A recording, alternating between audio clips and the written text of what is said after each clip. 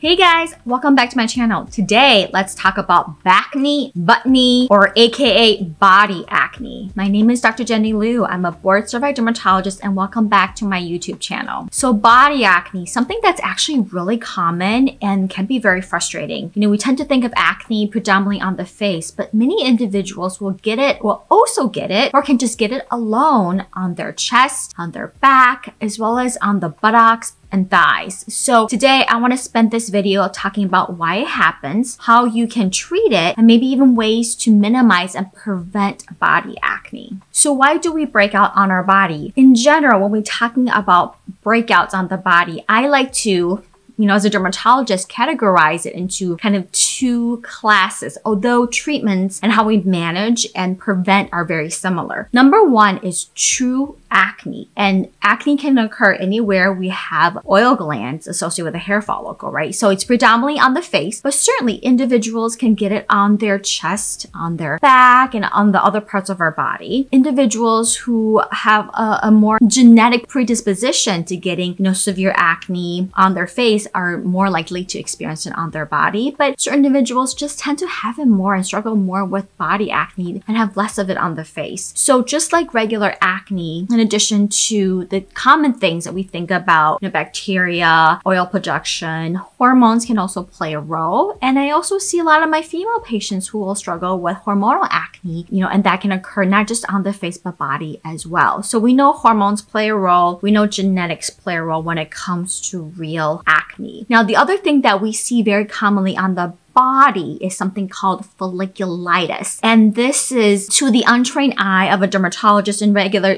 general population, it just looks like pimples. But certainly there are nuances to differentiate the two. But folliculitis is not true acne. It's more hair follicle irritation that can be worsened by various different things like shaving, sweating, friction. And then that you can also have viral and bacterial or even fungal folliculitis.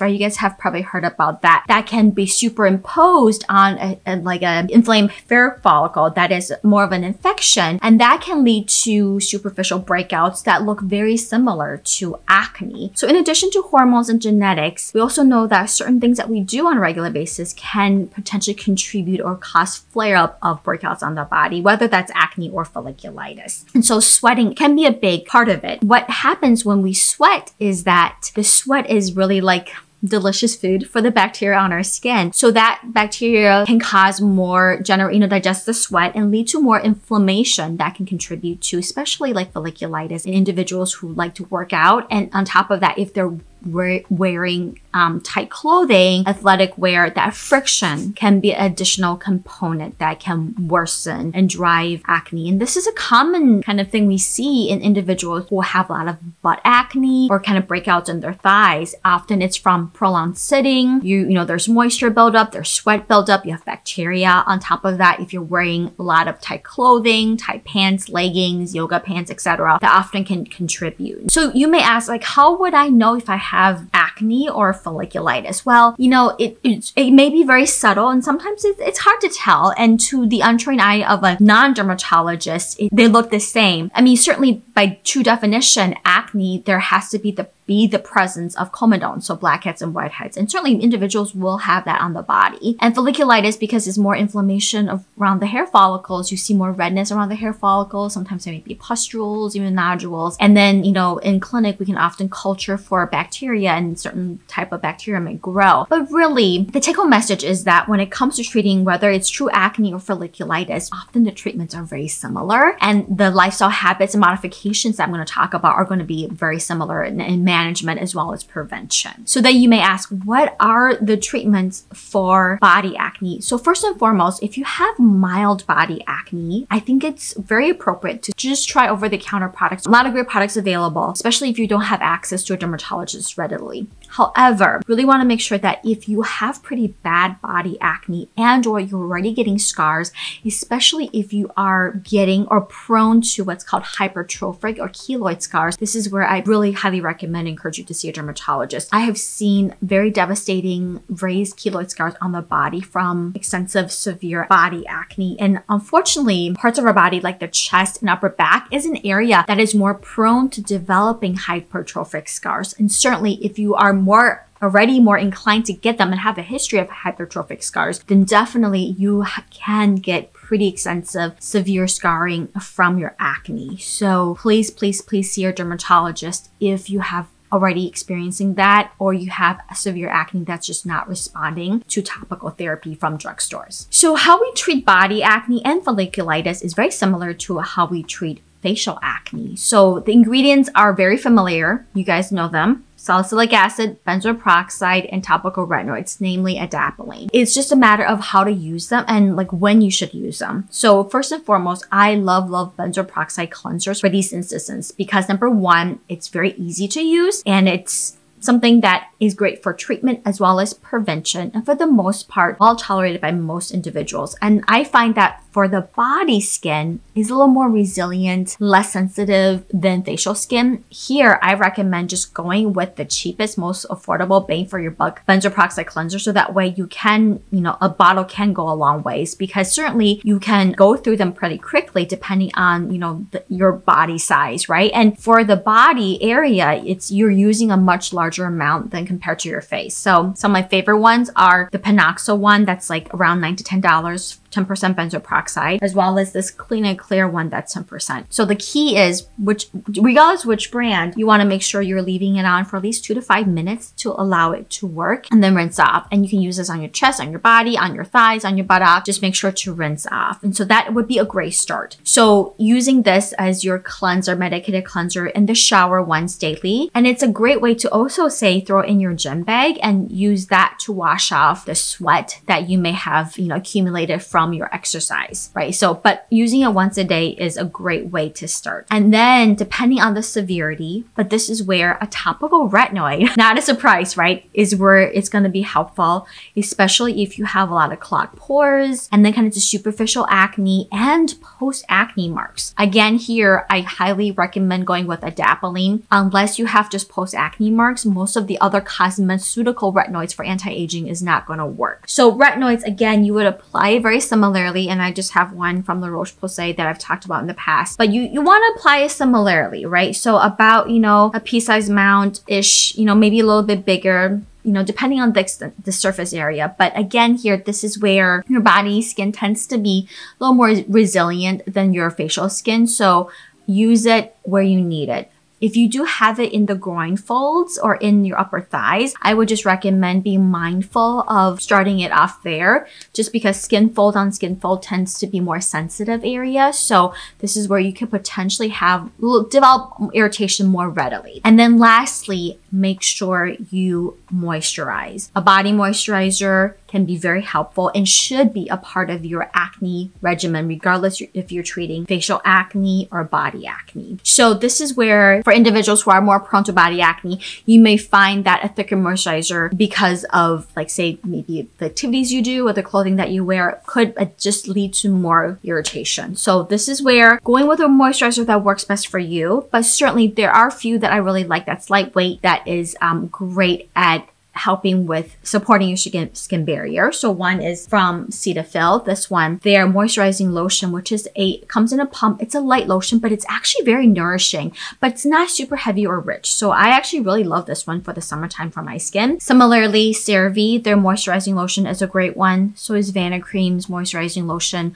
the light version. But do what works well for your skin type. And certainly if you are battling body acne and you're eczema prone, then go ahead and use a more rich moisturizer. It's just that sometimes for certain individuals, thicker moisturizer may be more problematic. Salicylic acid can be another very helpful and useful ingredient. In particular, I find it more helpful for acne than folliculitis. But this is something where certainly if you're allergic to benzoyl peroxide, because some people can, or benzoyl peroxide is just too irritating, then salicylic acid would be a good alternative. And again, any salicylic acid cleanser that's the most affordable, that will allow you to kind of get more bang for your buck, is what I recommend. I mean, here I think the Neutrogena one, the 2% salicylic acid, is a great one. But you can certainly use salicylic acid cleanser alternating with your benzoyl peroxide if you're able to do that, or in place of your benzoyl peroxide. Or better yet, one of the tricks I really like, especially for those who are very active and would like to do something post-exercise, but may not have time to shower and is struggling with body acne, is pick up a salicylic acid pad. Like Neutrogena actually has a rapid clear salicylic acid pad in a bottle, and there are lots of great ones too you can find over the counter in drugstores that are kind of more exfoliating pads. But any sort of percentage of salicylic acid can be helpful, and just use that to kind of wipe down your chest and your back or other areas that are prone to breakouts. And that can be a great way to not only kind of treat the acne, but also help to remove some of that bacteria and sweat that may have built up and maybe adding to your body breakout. If you do have like one big pimple here and there that you get, certainly you can spot treat with salicylic acid as well. Benzoyl peroxide is great too. I think here in this situation in particular, when it's on the body, you have to just be aware that benzoyl peroxide do have the ability of bleaching t-shirts, towels, pillowcases, bed sheets. So just make sure that you change to white bedding sheets, white towels, and wear white t-shirts. Or you can actually find benzoyl peroxide resistant bedding at like Walmart and Target. So that's another option too. But if you are going to spot treat, certainly some of the favorite brands that I like that contain benzoyl peroxide that I recommend routinely is this one from Neutrogena, their Stubborn Acne AM treatment that contains 2.5% micronized benzoyl peroxide. That's a little bit more gentle, less irritating. Similarly, La Roche-Posay, the Everclear benzoyl peroxide, I believe is 5.5%, also has a little bit of beta hydroxy acid that works really well too. Just make sure that you are aware of those potential side effects, aside from maybe irritation too. Oh, the other thing I want to mention is that a lot of times with the extent of the acne, it may be hard for you to get your products right or your medications on your back. So what can you do in this situation? Well, believe it or not, there are actually medication back applicators available on Amazon and in Target and drugstores that you can find. Essentially, it's like a back scratcher with a sponge, and you can either use this to apply your cleansers and or apply your medications, and it is a much easier way of getting it on your skin. So certainly if you're struggling logistically with applying your moisturizer or medications, do check those out, and I'll link a few below in the description box as well. Okay, so you've started your acne treatment. What other things should you be mindful of? Number one, we talked about it, is the sweating part. So if you are prone to sweating, certainly there are medications if you are really sweat extensively that can help to control the amount of sweat that you produce on a regular basis. But for most individuals, it's more just leaving the sweat on for too long after exercise, or and wearing tight clothing at the same time. So best thing to do is just jump in the shower immediately as soon as you can after the gym. Whether or not you use a medicated cleanser is not the most important thing. I mean, certainly by just using water to remove that sweat can be helpful. And if you want to add an additional medicated cleanser or wipe, as long as it's not causing too much irritation, I think that is another great way to add into your treatment regimen. So really make sure to immediately remove that sweat as soon as possible. Number two, as much as you can, wear loose fitting and breathable clothing, especially if you're working out. I think that's going to be really key here. And on top of that, if you are prone to back acne and you think that your backpack is playing a role, that friction, certainly you may want to switch to different ways of carrying, your goods. Maybe it's more of like a tote bag or a handle bag, but certainly backpack can contribute. And then for a lot of patients who experience butt acne from prolonged sitting, think about maybe taking breaks from, your desk job or what have you, maybe like a 10-minute break every hour or so. And then if you are really working from home, then really stay away from leggings and tight pants and wear more loose fitting breathable clothing, maybe made out of cotton. And so I see this often in girls who are, often wearing yoga pants and tight legging. It can be a challenge. And so making those changes can be really helpful. And the other thing too is if you are shaving in this area, shaving can contribute and flare up, the folliculitis and the acne. So really making sure that number one, you are shaving with the grain of your hair, making sure you have good shaving cream when you are shaving, and really immediately moisturizing your skin to keep your skin healthy can be very helpful in minimizing breakouts around the thighs and buttocks. If you are doing exfoliation on a regular basis, this is where I recommend going with a chemical exfoliant, like maybe something with salicylic acid, like for example, the CeraVe Rough and Bumpy line, or even just amlactin. And you want to avoid physical loofahs, body brushes, body scrubs as much as you can, because similarly to shaving, the physical exfoliation, you're just going over your skin, kind of in a way damaging your skin barrier, maybe spreading that bacteria and causing more inflammation to the acne and folliculitis. So this is where I recommend holding off on scrubs and physical exfoliants, or limiting the use and going with a chemical one that will be helpful for your acne and post-acne marks. So lastly, as I mentioned, really make sure to moisturize your skin every time that you come out of the shower. Keeping your skin healthy is really key in helping to support your acne treatment and minimizing irritation. And lastly, this sounds so cliched, but don't forget your sunscreen. I think in addition to, just like the face, in addition to the acne, post-acne marks can be very extensive and very devastating and very challenging to treat. So making sure that if you are going to be out and about, either wear some protective clothing or be really good about sunscreen use. And here, often I do find that oil-free, lightweight formulations work better and kind of more suitable to those individuals, for those individuals who are prone to breakouts on the body. And some of my favorite ones, as I mentioned before, are from La Roche-Posay, like the Anhelios line, and actually their Melted Milk is one of my favorites. Neutrogena Ultra Sheer is another great one as well. I find that here, these sunscreens are more lightweight, fast absorbing, and easier to spread. And I actually find that mineral sunscreens can be a little bit more tacky and sticky and more pasty. So, but you know what? Use the best sunscreen that's going to work well for your skin, but as long as you look for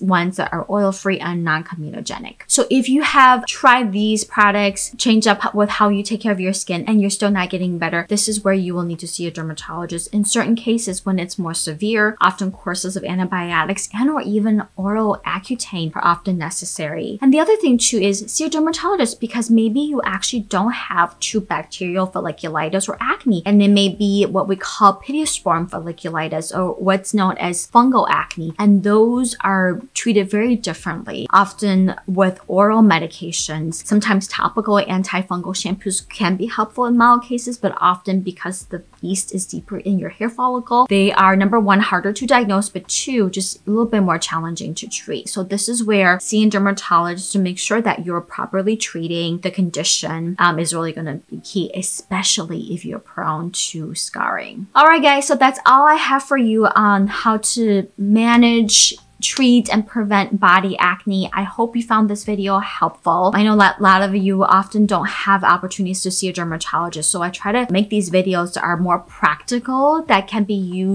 utilized by many individuals. And these products, often the ones I've recommended, are fairly affordable, so hopefully these are better options. And you can certainly get fancy with body skincare too, but you don't need to be, especially when it comes to treating acne and acne-associated hyperpigmentation. There are lots of great products over the counter that are effective in treating that. So let me know below any questions that you may have, or any other topics that you would like me to address. Otherwise, I would love it if you could subscribe to my channel and give this video a thumbs up, and I will see you guys next time.